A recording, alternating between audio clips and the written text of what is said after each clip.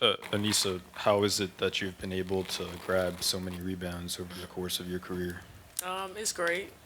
Just being able to show my grit, determination on the boards every night.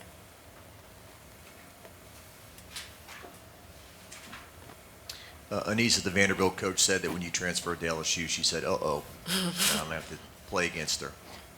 She says that you can't replace heart, the way that you play the game, how hard you play it, and I think she said you rip other teams' heart out by how hard you play. Just your thoughts on that, and how is it that you play so hard? Yeah. I've once had the game taken away from me, so every time I step on the floor every night, I give it my all because you never know when your last game is, and I love basketball that much, so I have to come out and give everything that I got, whether it's practice or an actual game. Yeah, Flau'Jae, what were the challenges in this game for y'all as a team, and what allowed y'all to kind of pull away a little in the fourth? In the first half, we didn't play our best basketball. We weren't helping each other on defense. 12 is just really a hell of a player. She really gets to her spots. She plays really slow, and so I think we had to kind of go on our own run and just kind of pick things up on the defensive end, especially on 12 and my man 23.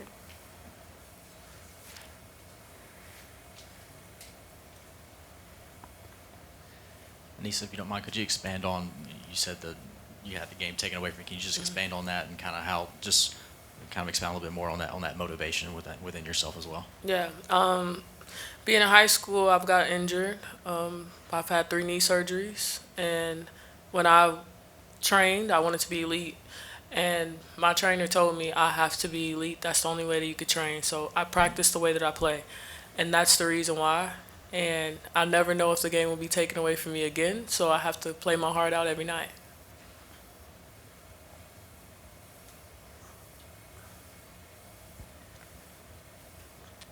For either one of you, you've played a number of close games this year and you've won all of them. What is it about y'all you think that has allowed y'all to win all those close games?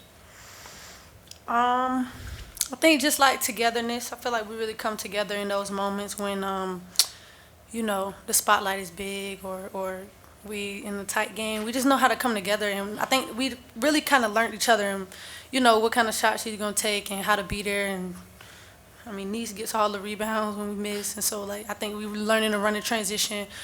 So it's just like us coming together. Like we should have started better today for sure, but it's the SEC. Like every game is gonna be a grind, but the game we made the game harder than it had to be for sure. More questions for players. We'll finish right there in the back.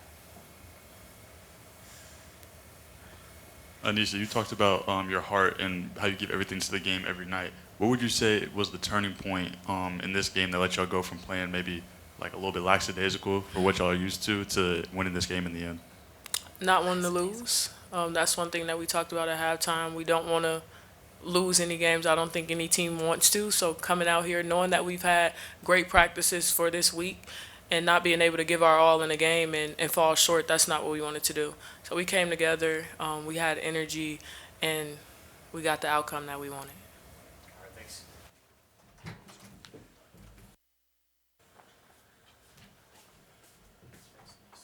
right, questions for Coach? Yeah, Coach. Obviously, Vanderbilt had a strong second half, especially offensively. What did you see? Was it more of them making shots or something you didn't like on defense? Without looking at the film, replay it in your head. What you think you saw sometimes isn't reality. I want to give them credit. They're coming off 2 losses in here. And sometimes you can fold or sometimes you can bow your neck, and I just thought they bowed their neck.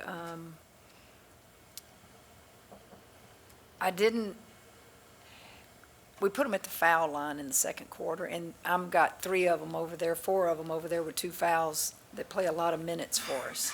So the second quarter was kind of weird, but they took the charges. They got the position on us and took charges and did what they needed to do. I thought they made shots. I thought they made contested shots, and I thought we got fatigued some defensively and didn't help each other, and we were on an island by ourselves by ourselves a little bit there. You know, we did some decent things. They averaged 7 threes a game. We held them to 5. We had 21 offensive boards, and, you know, it was a dogfight. So what made it a dogfight? Well, it was putting them at the foul line 22 times and doing it early. Missing shots from us, but if you look at each quarter, we did not shoot the ball bad each quarter. We shot the ball significantly more than they did. They just had efficient offense, and we out-rebound them 20.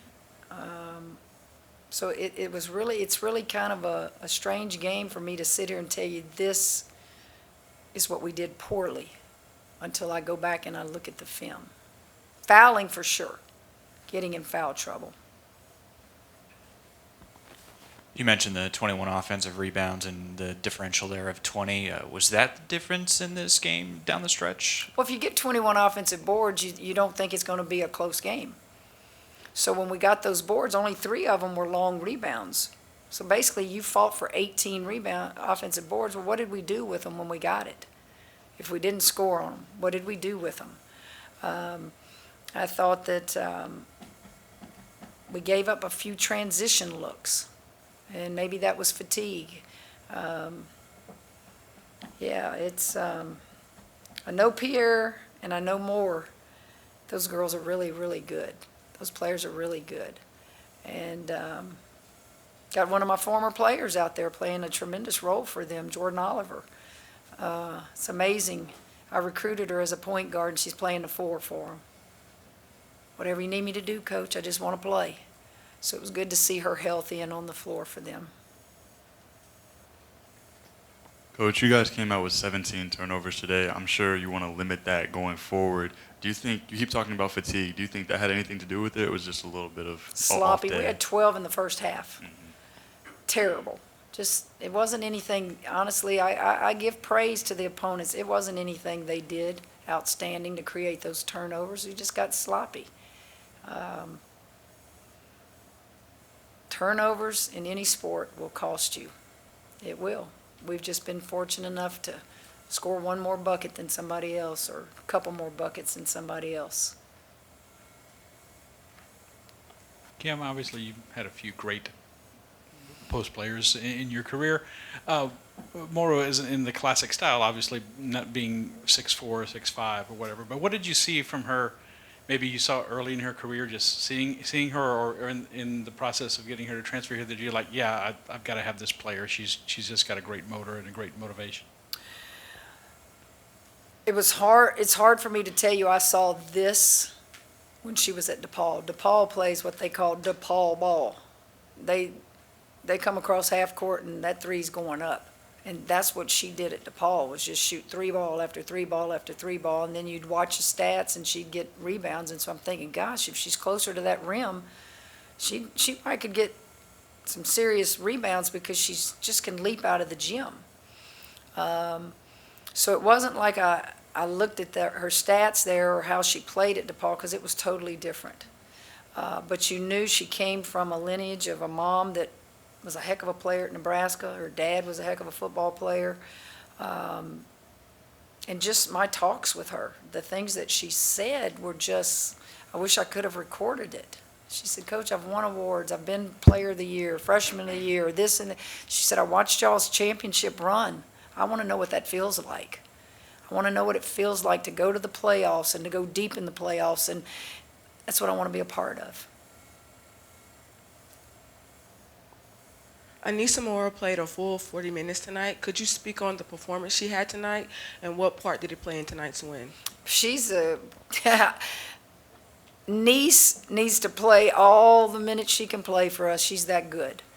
And she's a difficult person to defend, because you got to find her, and she's going to the boards. And she's undersized but can leap out of the gym. She can shoot the fadeaway. She can face you up and shoot it. She can power you in there. I didn't realize she played 40 minutes, but that probably means she didn't get in foul trouble. I think you get in foul trouble, 2 fouls, you're going to come over there and sit by. I mean, we had about 4 of them over there. I don't know if Flau'Jae, how many minutes she played, but I didn't think that we got production. Our 3 main ones did okay. I mean, they weren't like shooting lights out, but they made buckets when they needed to.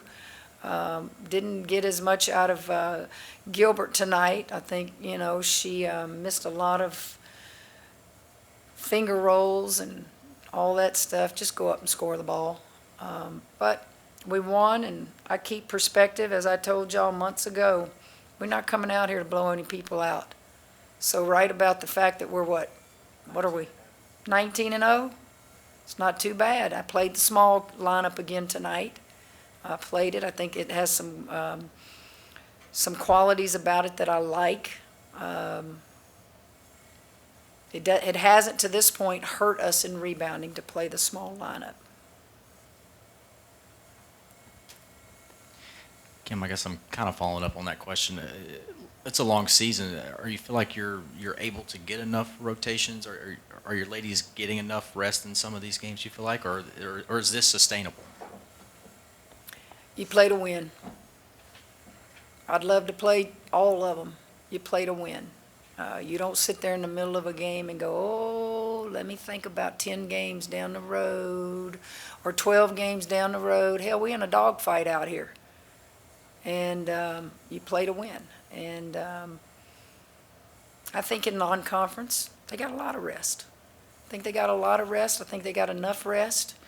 If you ask them, none of them want to come off the floor. So I didn't want to come off the floor as a player.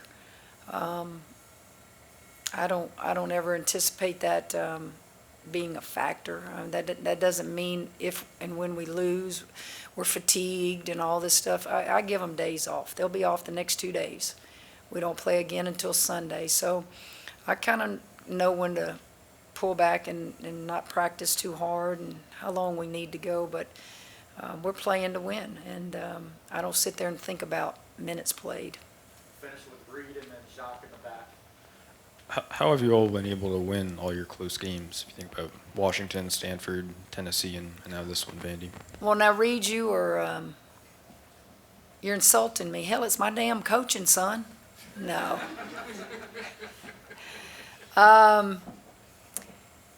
You got competitors. You got competitors, and they all think I should be the one taking the last shot. They all think they should get more shots. They all just care about winning, and you just made plays. We're going to make them sometimes, and sometimes we're not. We're going to make shots, and sometimes we're not. They're not afraid of the moment. We've got a mixture of new players, I've told you this, who are trying to find their way and become a lot more confident. You've got older players that have been in the system now, and they can help in that area. I don't have a magic deal that I call a timeout. I was tired of calling. They had 1 foul in the 4th quarter, and we kept, advancing the ball. You knew they were going to foul. And I knew whose hands I wanted it in. Michaela, I think she's missed 1 free throw. And she made sure she got open so we could get her the ball. Just competitors. And we just happen to not be afraid to fail. I think you see a lot of times teams they play not to lose. Well, we're not doing that. We're just playing, and we're trying to get better. We know what we face, but I thought Vandy shot the ball pretty decent. But we won, right? Finish with Jacques. You said you're going to be off the next 2 days. I just wanted your thoughts on, you almost got a week between games here at this point in the season. Do you like that? Don't like that? Everybody gets a bye. This is fine. Everybody gets a bye, and so I'm not real sure why we played on Monday versus Sunday. TV. Was it TV? We were on TV tonight? Yes, ma'am. Okay, what channel? SEC Network. Okay, well, there's your answer, TV. You guys control us, and I don't like that. Okay? Don't y'all control it? Doesn't TV control everything in college athletics? doesn't it? And why is that? Money, money, money, money. So there'll come a day where you won't control us, right? ESPN doesn't know who I am, so. There you go. But